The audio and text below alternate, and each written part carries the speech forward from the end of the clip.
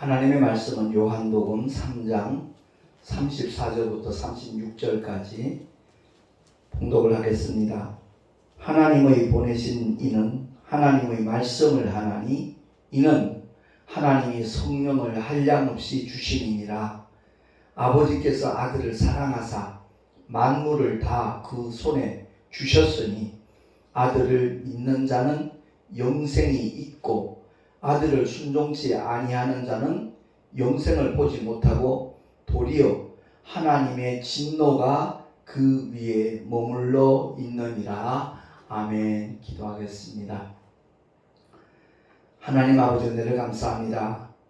어버이 주일을 맞이하여서 참으로 우리가 하나님의 놀라운 사랑과 은혜가 얼마나 깊고 놀라운가 하는 것을 다시 한번 깨닫는 복된 시간이 되기를 원합니다.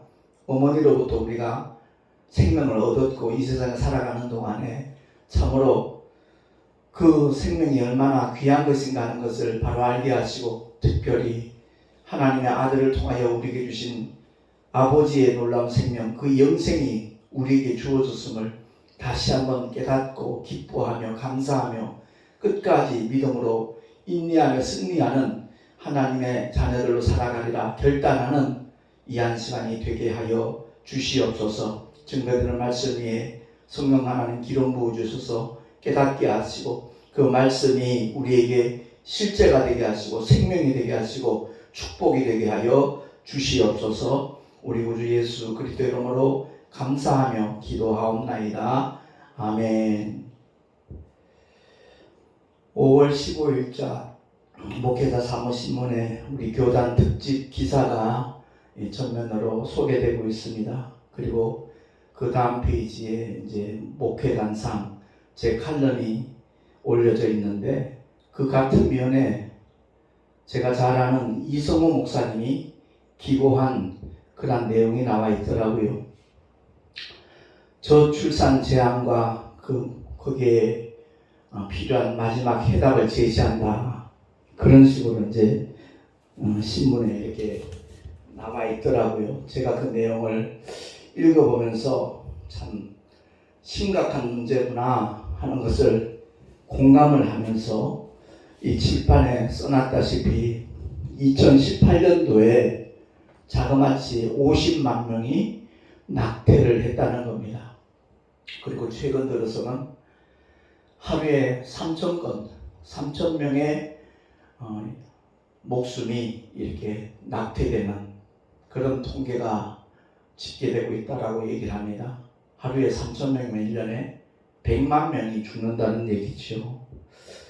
참 가정마다 그 어린 아들, 아기들의 그 신생아들 울음소리가 들렸던 시절이 분명히 있었는데 이미 옛날 얘기가 되어버렸고 지금은 전혀 다른 세상에 살아가는 게 아닌가 싶을 정도로 참 상황이 많이 달라져 있습니다. 그래서 버려지는 그 아기들을 그 이성호 목사님 주장이 그거예요. 교회마다 베이비박스를 이렇게 마련해가지고 교회에서 뜻있는 그 성도들이 그 아이들을 입양을 하던가 해서 그 양육을 책임져 진다면 그런 대책이 마련이 된다면 미혼모 출산이 있다고 할지라도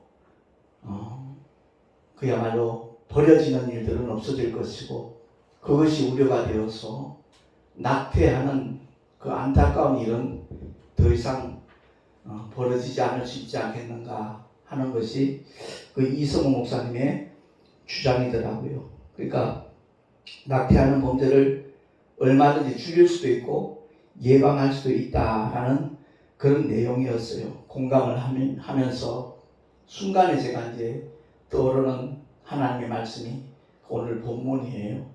그건 다름이 아니라 주님이 말씀하신 그대로예요.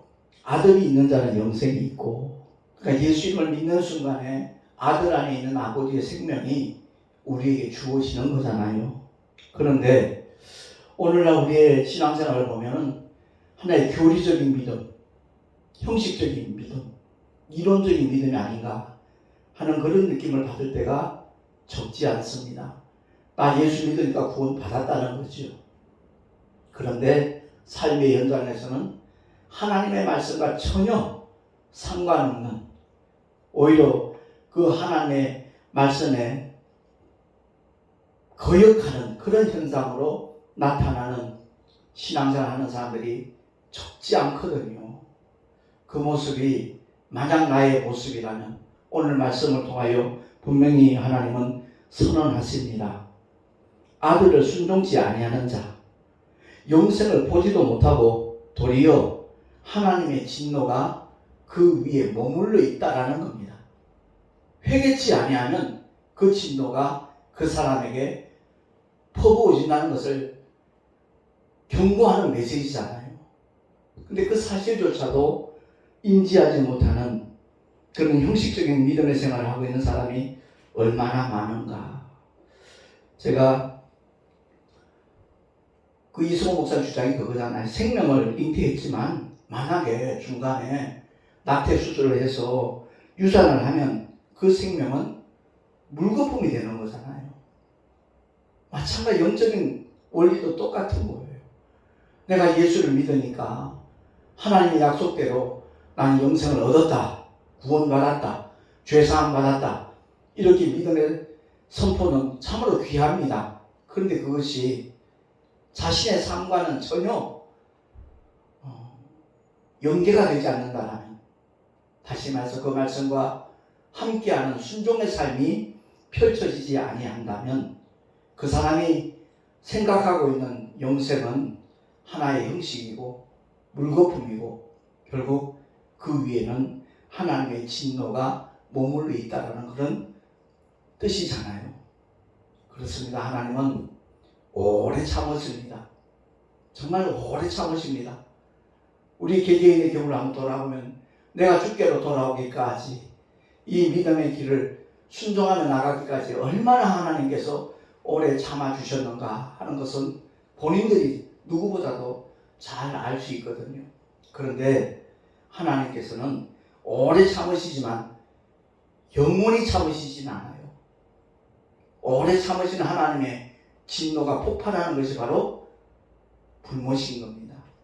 참고 기다려 주시다가 끝까지 회개치 아니한 자들은 마귀와 그 사자들을 위하여 예비한 그 영영한 불못, 그곳에 던지어지는 것이 바로 성경의 경고잖아요. 누구든지 회개하고 지금까지 어떤 삶을 살았든지 그 과거를 묻지 않으시는 하나님이시래요. 그러나 예수 그리스도를 나의 구주로 영접하는 그 순간부터는 그야말로 주님과 함께하는 삶, 그것이 이루어질 때 하나님께서는 그 삶을 통하여 구원의 역사도 펼쳐나가시고 영광도 받으시고 하나님의 예비하신 복도 일마다 때마다 허락하여 주시는 분이 우리의 참 좋으신 아버지이신 줄로 믿습니다. 그렇기 때문에 제가 그 기사를 이렇게 읽어보면서 오늘날 우리의 믿음을 바로 점검해 봐야 되겠다. 바로 진단을 하고 바로 결단을 하지 않으면 우리가 믿노라 하는 예수 이름의 그 권세와 그 은택이 물거품이 될 수 있다는 거죠. 누구 때문에? 바로 나 때문에 그런 거예요. 하나님의 말씀과의 관계가 올바로 이루어지지 않을 때 내가 그런 결과를 초래한다는 것을 우리는 기억을 해야 돼요. 물론 그 모든 일들에 배후 조정하는 것은 원수 마귀지요. 그런 잘못된 생각을 주고 순종하고자 하는 마음을 자꾸만 방해하고 그야말로 세상으로 치닫도록 종용하고 유혹하는 자가 원수 마귀거든요. 그럼 마귀와 함께 역사하는 미혹의 영들 역시도 똑같은 그런 양상으로 우리 믿는 자들을 유혹하고 있다는 것을 우리는 기억을 해야 되는 겁니다. 그래서 오늘 말씀을 통해서 성도들이 믿고 있는 예수 그리스도, 그 주님이 바로 믿는 자에게는 영생의 말씀이라는 거죠. 어제 그저께 화도 예주교에서 이제 교육부 행사를 위해 기도회 모임이 있었거든요. 제가 참 바쁜 일정이지만 총회장이라는 직분 때문에 참석하지 않으면 안 되겠다라는 마음이 들어서 동참을 했는데 그날 말씀을 전하신 분이 조영만 목사님이에요. 그 말씀이 증거되는데 한 3분의 2 정도는 정말 아멘 아멘 하며 하나님의 말씀을 받는데 그렇지 못한 분들도 없잖아 있더라고요. 그 말씀의 깊이를 모르니까 깨닫지 못하니까 공감 못하지 못하는 그 모습을 보면서 안타까운 그런 마음이 사실 들더라고요.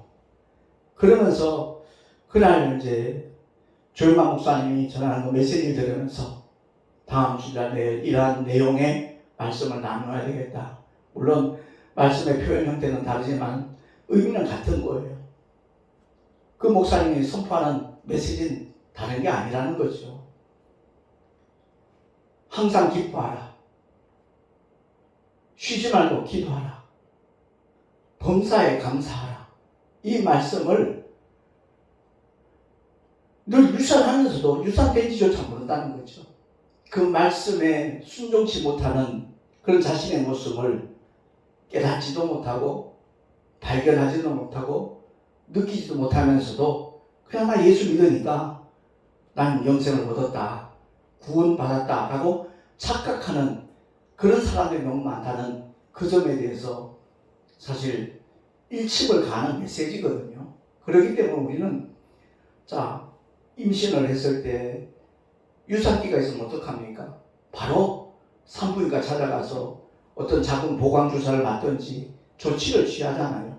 근데 우리는 수없이 많은 하나님의 생명의 말씀, 영생의 말씀을 유산하고 있으면서도 그 사실을 다 모르고 있다는 것. 이건 너무나 엄청난 사건이라는 거죠. 그 자기 머리 위에 하나님의 진노가 머물러 있다는 사실조차도 눈치채지 못하고 희희낙낙 자기가 원하는 일들이 잘 되고 있으면 하나님이 주신 복이라고 그렇게 착각하고 있는 엉터리 기독교 신자가 너무 많은 그런 점에 대해서 지적을 하는 메시지거든요. 그러니까 우리는 결단코 하나님의 말씀과의 관계를 잠시도 소홀히 해서는 아니 되고 끊임없이 나를 점검해야 된다는 거죠. 히브리서에 나와 있는 말씀대로 너희가 죄와 싸우되 피 흘리기까지 대항하지 않았다는 이 말씀은 피 흘리기까지 대항하라는 그 말씀이잖아요. 근데 우리는 자기 자신의 죄와 허물에 대해서는 얼마나 관대한지 몰라요. 며칠 전에도 아내하고 그런 대화를 잠깐 나눴지만 다른 사람이랑 굉장히 은밀하게 적용을 하면서도 자기 자신에 대해서는 그렇게 관대할 수가 없다는 거죠. 그게 우리의 모습이라는 거죠. 우리의 약점이라는 거죠. 원수마귀에 결코 속지 않는 하나님의 지혜가 우리 모두에게 늘 충만하기를 예수 이름으로 축원합니다. 그야말로 칠판에 써온 그대로입니다. 하나님이 곧 말씀이고요. 그 말씀이 육신되어진 분이 예수예요. 그 예수 안에 참빛이 있었어요. 그 참빛은 바로 생명이라고 성경은 선언하고 있는 겁니다. 그렇기 때문에 우리가 예배 때마다 하나님의 말씀을 듣는 것은 그야말로 증거되고 선포되는 그 하나님의 말씀을 믿음으로 잉태하라는 거예요. 내 신령 속에 그 말씀을 담고 나아가서 삶의 현장에서 끝까지 아무리 많은 어려움이 있고 유혹이 있고 핍박이 있다 할지라도 인내로서 그 말씀을 지키고 순종함으로 결국 하나님의 말씀을 출산하는 자리까지 나아가는 그것이야말로 하나님이 기뻐하시는 믿음의 삶이라는 것 우리 모두가 깨달을 수 있기를 예수 이름으로 축원합니다. 얼마나 많은 유산을 하는지 몰라요. 근데 전혀 몰라요. 느끼지도 않아요. 애통해 하지도 않아요. 다들 그렇게 사는데 어떻게 우리가 항상 기뻐할 수 있겠어? 어떻게 염려하지 않고 살 수가 있겠어? 문제 많은 이 세상인데 그런 생각에 오염이 되어가지고 물들고 만다는 거죠. 그야말로 깨어있어 기도하는 자, 정신 차려 기도하는 자, 성령께서 깨닫게 하시거든요. 이거 잘못됐다. 하나님의 말씀과 어긋났다.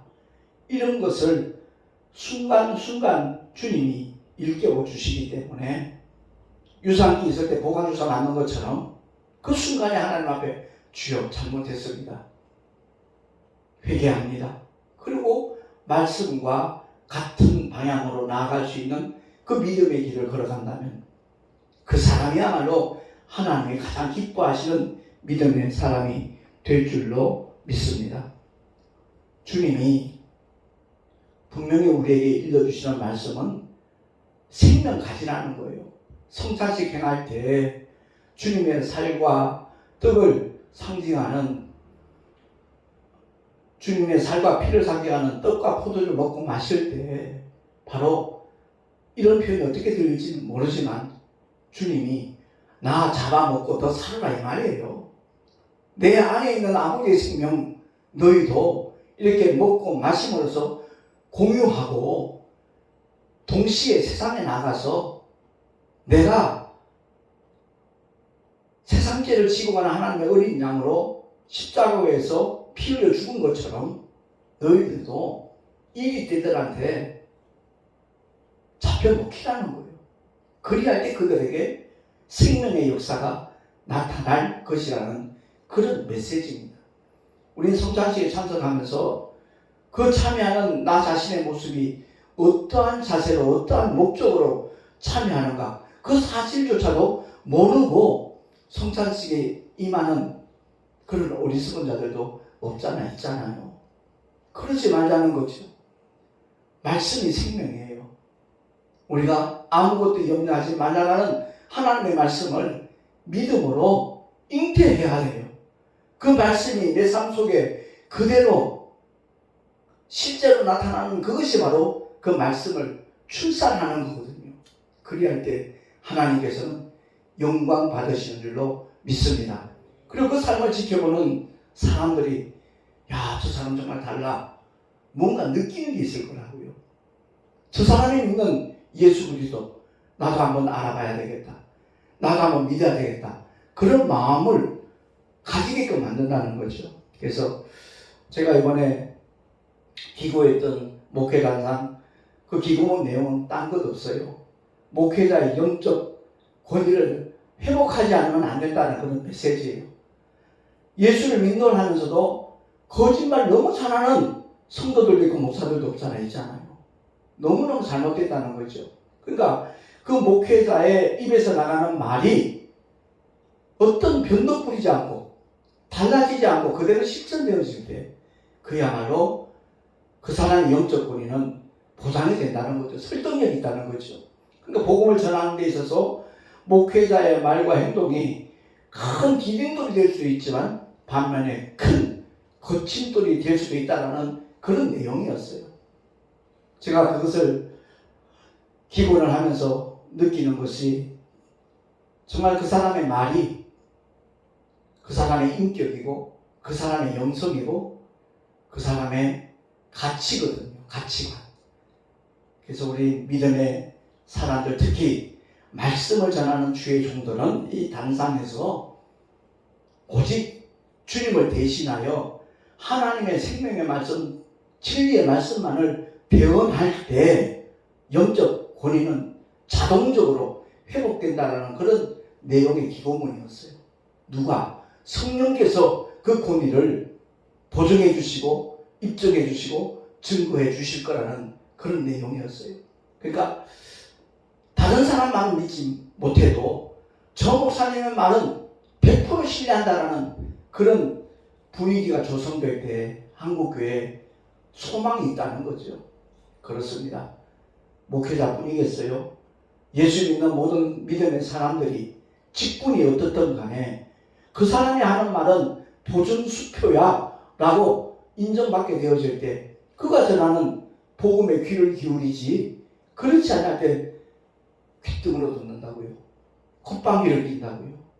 너나 잘 믿어라. 그러고 만다는 거죠. 그래서 오늘 말씀을 통해서 우리가 꼭 기억해야 될 것은 침례 요한의 메시지입니다. 타작날에 알곡은 모아서 곡간에 드리고 쭉정이는 모아서 꺼지지 않는 불에 던진다 그랬잖아요. 그게 농사일을 얘기하는 게 아니잖아요. 농사를 비유해서 이 영적인 메시지를 전하는 겁니다. 정말 그리스도 예수의 생명을 공유하고 있다면 그는 곳간 곧 천국에 들어가게 될 것이지만 쭉정이로 머물러 있는 사람들은 꺼지지 않는 불못이 세상에 어디 있습니까? 다 꺼지죠. 그러니까 꺼지지 않는 불못은 바로 지옥을 가리키는 거잖아요. 그러니까 성경의 핵심이 그거예요. 정말 당신이 예수를 믿고 순종하는 사람이냐? 그러면 당신은 반드시 천국에 들어갈 것이다. 그러나 그렇지 아니할 때는 나 구원받아서 구원의 확신이 있어 아무리 떠들어대도 지옥 형벌 면할 길이 없다 하는 것이 바로 성경의 선언인 줄로 믿습니다. 그러니까 하나님의 말씀은 많이 알고 있는데 그 말씀과 전혀 무관한 삶을 사는 사람은 그 말씀이 이미 유산된 사람이에요. 그 말씀과 무관하다는 거예요. 그러니까 아들을 믿는 자는 영생이 있고, 이 말씀의 의미는 믿음으로 말씀을 잉태한다는 거예요. 성경을 읽고 듣고 볼 때마다, 또한 예배를 통해서 설교를 들을 때마다 하나님의 말씀을 믿음으로 잉태하는 우리 모두가 될 수 있기를 예수 이름으로 축원합니다. 세상에 생명이 그 나태시키면 안 되는 것처럼, 그 생명이 고귀한 것처럼, 아니 그것과 비교할 수 없는 하나님의 생명, 아들 안에 있는 아버지의 생명, 그것을 믿음으로 우리가 공유할 수 있다는 것, 이 얼마나 큰 축복입니까? 그 놀라운 복과 은혜를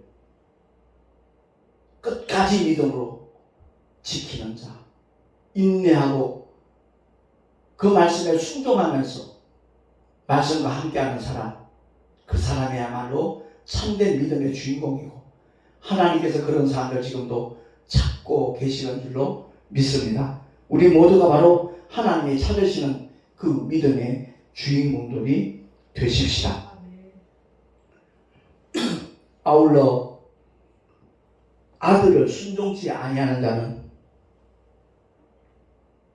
영생을 보지 못하고, 나 구원 받아서 큰 소리 치지만 그 사람은 영생을 본 사람이 아니라는 거죠. 도리어 하나님의 진노가 그 위에 머물러 있느니라. 만약 하나님의 진노가 우리 머리 위에 머물러 있다면 얼마나 두려운 일입니까?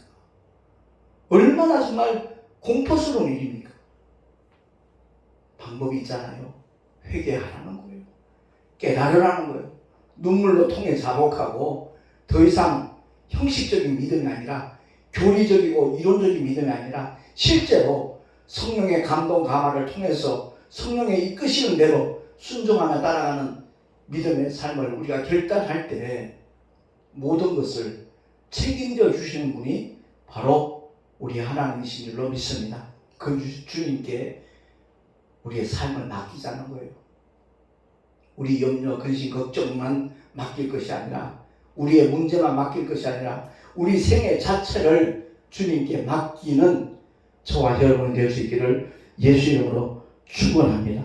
그러니까 하나님의 말씀을 읽고 듣고 볼 때마다 내가 믿음으로 이 말씀을 붙잡으리라, 잉태하리라 결단을 하고, 그 말씀을 받았으면 그 말씀이 이루어지는 그 순간까지 인내하며 기도하며 기뻐하며 감사하며 찬송하며 순종하며 나가는 우리 모두가 될 수 있기를 예수 이름으로 축원합니다. 염려하지 마라. 항상 기뻐하라. 범사에 감사하라. 쉬지 말고 기도하라. 이 말씀을 얼마나 유산시키며 살아가고 있습니까? 근데 전혀 감각이 없어요. 느끼지 못해요. 깨닫지를 못해요. 정말 이보다 더 큰 저주가 있을까 이 생각을 하게 되어지는 겁니다. 이번에 6월달에 있을 우리 총회 그 교육부 행사 목회자와 사모 기도회 때, 이제 폐회 예배 때 제가 말씀을 전하게 되어 있는데 주님이 귀한 은혜의 메시지를 주시더라고요. 정말 그 말씀을 나누기를 하나님이 원하시는구나. 우리가 쉬지 말고 기도하라. 이 말씀의 의미와 성령 안에서 무시로 기도하라는 이 말씀은 같은 맥락이에요. 아니 말로 사회생활하면서 언제나 변함없이 교회만 머물러 있고 기도회나 앉아있을 그런 삶이 아니잖아요. 근데 우리 한국교회는 기도회를 워낙 강조하다 보니까 그 과정 당연히 필요하죠. 기도 훈련도 받아야 되고 초신자 때 어떻게 기도해야 될지 모르니까 그런 과정은 분명히 필요하지만 거기에 머물러 있고 그 자체가 목적이 되어가는 그 믿음과 생활은 별개의 문제가 되고 만다는 거죠. 삶의 자리에서 얼마든지 왜 성령 하나님은 내 안에 와 계신 하나님이시니까 내 영속에 와 계시는 그 주님과 끊임없이 삶의 현장에서 교통할 수 있다는 것을 우리가 깨닫고 우리의 삶 자체가 기도와 밀접한 관계가 되어 있는 그런 삶으로 이어질 때 그 사람의 신앙생활은 쉬지 말고 기도하라라는 주님의 말씀과 일치할 수 있다는 것은 그런 메시지 하나님 주시더라고요. 그렇습니다. 우리 모두 성경을 볼 때 이 말씀이 바로 생명이다. 기록된 글자가 하나님의 말씀이 아니라 내가 믿음으로 화합할 때 그 말씀이 내게 생명이 되고 능력이 되고 축복이 된다는 것을 꼭 기억을 하고 끊임없이 주님과 함께하는 하나님의 사랑으로 살아갈 수 있기를 예수 이름으로 축원합니다. 절대로 무슨 일이 있어도 말씀을 유산하지 않으리라 결단하는 우리 모두가 되셔서 하나님 앞에 영광 돌리는 믿음의 주인공들 되십시다. 기도하겠습니다. 하나님 아버지 감사합니다. 신앙생활에 열심히 하는 것 같은데 하나님의 말씀과 저는 무관한 삶을 사는 그런 사람들을 바라볼 때 낙심도 되고 실망도 되고 그야말로 어떤 회의를 느끼는 그것이 오늘날 우리의 현실이라는 것을 부인할 수가 없습니다. 거룩하신 하나님 아버지, 나부터 하나님의 말씀을 믿음으로 잉태하였으면 그 말씀이 이루어지기까지 출산하는 그 순간까지 참고 견디며 인내하며 순종하는 하나님의 사람이 되리라 우리 모두 결심하게 하시고 또 결단한 대로 성령 하나님 이루어 주심으로써 참 기쁨의 믿음의 길을 우리 모두 열심히 걸어가고 달려갈 수 있도록 주님 역사하여 주시옵소서. 우리 구주 예수 그리스도 이름으로 감사하며 기도하옵나이다. 아멘. 교회 소식 주보를 참고하시기 바랍니다.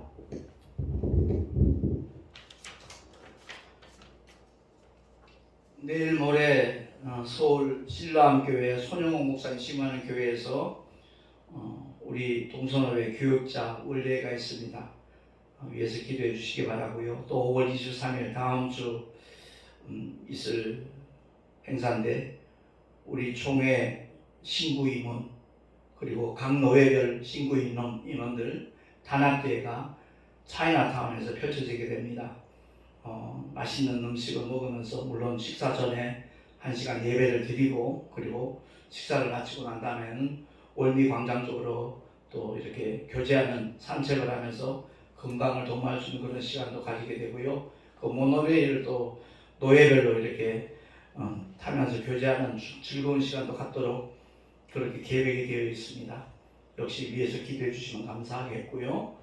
5월 28일 날 마지막 주일이죠. 5월달 밤에 출발을 해서 6월 3일 날 몽골의 선교대회에 동참을 합니다. 타이틀은 영원한 생명의 전도 대축제입니다. 제가 그래서 이걸 달고 다니는 이유 중에 하나가 늘 정말 자부심을 가지고 함께 기도로 준비하기를 원하는 마음으로 그렇게 부착을 하고 다니고 있습니다.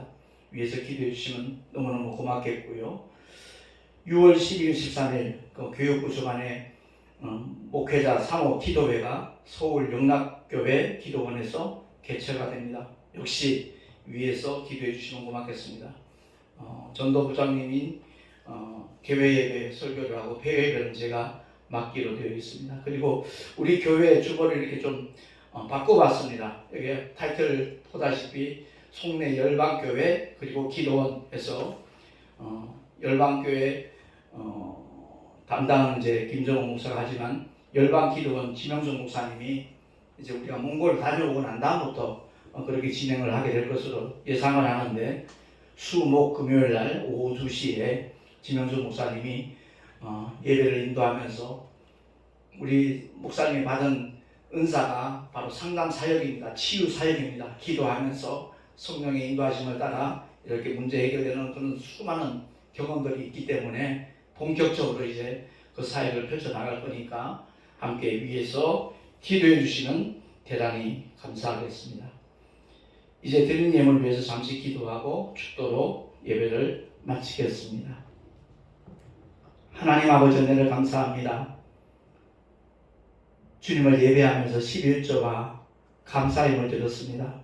특히 오늘 생일을 맞아 주 앞에 드린 귀한 생일 감사 예물 지명수 목사님을 축복해 주시고 영육간에 강건함 주시고 주님 맡겨주신 사명을 더욱더 활발하게 원활하게 넓게 이렇게 펼쳐나갈 수 있도록 주님께서 성령의 충만함으로 이끌어 주시옵소서. 우리 모두의 삶의 현장에 하나님께서 함께 하시는 믿음의 증거들이 나타나게 하여 주시옵소서.